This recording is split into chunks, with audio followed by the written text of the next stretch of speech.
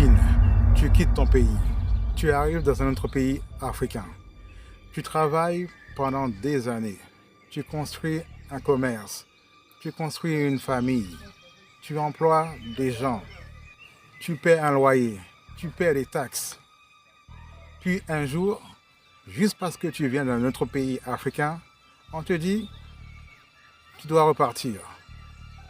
Alors, tout ce que tu as construit peut disparaître du jour au lendemain. Dans ma dernière vidéo, je parlais de la situation en Afrique du Sud et de la montée de la xénophobie. Et aujourd'hui, je vais aller plus loin. Parce qu'on parle souvent de politique, mais on parle très peu des entrepreneurs africains qui ont bâti leur vie là-bas. Des Nigériens, des Nigérians, des Congolais, des Somaliens, des Éthiopiens et encore d'autres. Des personnes qui ont quitté leur pays pour essayer de construire quelque chose. Beaucoup de ces entrepreneurs ont commencé de zéro. Des petits commerces, des épiceries, des restaurants, des boutiques, de l'import-export. Ils ont travaillé pendant des années. Certains ont même créé des emplois. Certains ont eu des enfants en Afrique du Sud. Certains ne connaissent même plus leur pays d'origine. Mais aujourd'hui, certains vivent dans la peur permanente. Et là, il faut comprendre quelque chose d'important. La xénophobie ne détruit pas seulement des vies, elle détruit aussi l'économie. Parce que un entrepreneur qui a peur n'investit plus. Un investisseur qui voit de l'instabilité retire son argent, ce qui est compréhensible. Et quand un pays devient imprévisible, le business alors devient dangereux. Et ce qui est encore plus inquiétant, c'est que ce problème ne date pas d'hier.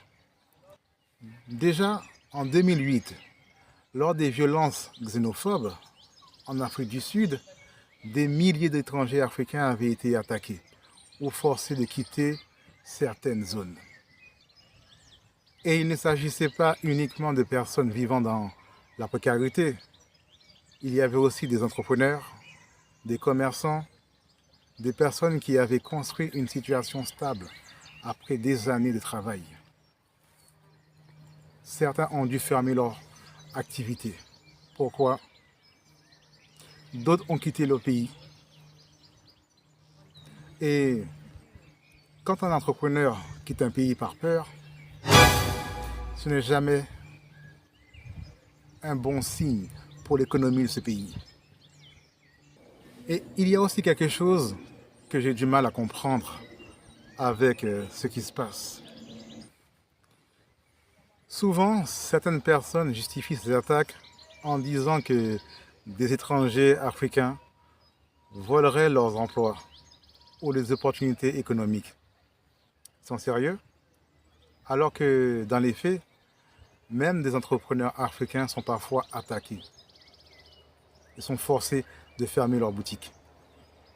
Des personnes qui créent pourtant des activités, des personnes qui emploient parfois des gens locaux. Et pendant ce temps, beaucoup d'étrangers venant d'autres régions du monde semblent beaucoup moins visés par cette colère. Donc forcément, ça soulève des questions. Pourquoi certains Africains deviennent-ils des cibles plus facilement que d'autres? Et qu'est-ce que ça dit réellement du problème derrière tout ça? C'est ça qui me choque le plus. Des personnes ont sacrifié leur jeunesse, leur énergie, leur santé, parfois leur famille, pour construire quelque chose. Et du jour au lendemain, tout peut s'effondrer. Comme un château de sable. Alors, ça montre une réelle, on va dire, une réalité brutale de l'entrepreneuriat. Construire un business sans sécurité, c'est extrêmement risqué. Mais moi, en tant qu'Afro-Caribéen, je réfléchis depuis longtemps à l'idée de m'installer un jour en Afrique, la terre de mes ancêtres, pour investir, construire quelque chose, participer au développement du continent. C'est mon rêve. Mais quand je vois certaines scènes en Afrique du Sud, je me pose une vraie question. Est-ce qu'un Africain noir venu d'ailleurs peut réellement se sentir chez lui partout en Afrique? Parce qu'en théorie, oui, l'Afrique devrait être l'endroit où chaque personne noire peut se sentir accueillie, vivre à l'aise, sans problème. Mais dans la réalité, ça semble parfois beaucoup plus compliqué. Et je pense que beaucoup de personnes dans la diaspora noire se reconnaîtront dans ce que je dis. Beaucoup rêvent un jour de revenir en Afrique, acheter un terrain, investir, ouvrir un business, construire quelque chose de durable. Parce qu'il n'y a pas mieux que chez soi, sur son continent, pour investir. Mais quand on voit certaines tensions, forcément, ça crée des inquiétudes. Parce qu'au final, personne ne veut investir dans un endroit où il peut tout perdre du jour au lendemain. Franchement. Et parfois, je me pose aussi une question.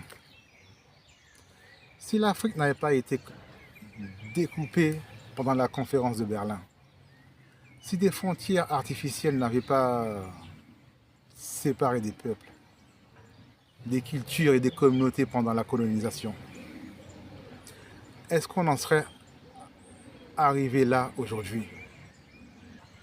Est-ce qu'on verrait autant de méfiance entre Africains? C'est une question. Ou est-ce qu'on aurait développé une identité africaine plus forte et plus unie? Je n'ai pas toutes les réponses, mais je pense que ce sont des questions importantes, vraiment, à se poser. Et je pense qu'il y a une leçon importante pour tous les entrepreneurs africains. On doit apprendre à construire intelligemment, pas seulement gagner de l'argent, mais aussi sécuriser ses actifs, diversifier ses revenus, penser sur le long terme et éviter de dépendre d'un seul endroit. Parce que la stabilité politique et sociale fait partie du business, qu'on le veuille ou non. Et au-delà du business, il y a quelque chose de vraiment triste. Parce qu'au final, ce sont des Africains contre des Africains qui se battent. Des gens qui essaient juste de survivre. Des gens qui essaient de nourrir leur famille. Et ça devrait nous faire réfléchir. Et nous faire prendre conscience.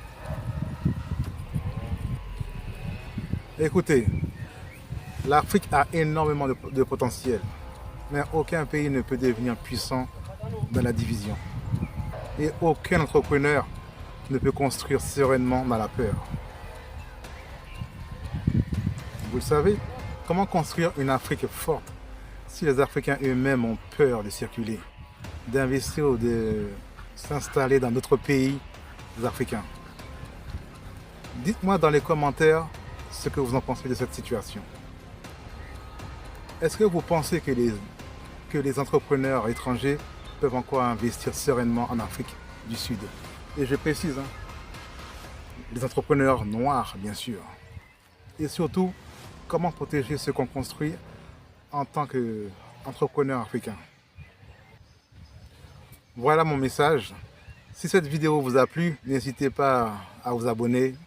Ici, on parle de business, d'entrepreneuriat, avec des discussions réelles et sans filtre. On se retrouve dans la prochaine vidéo.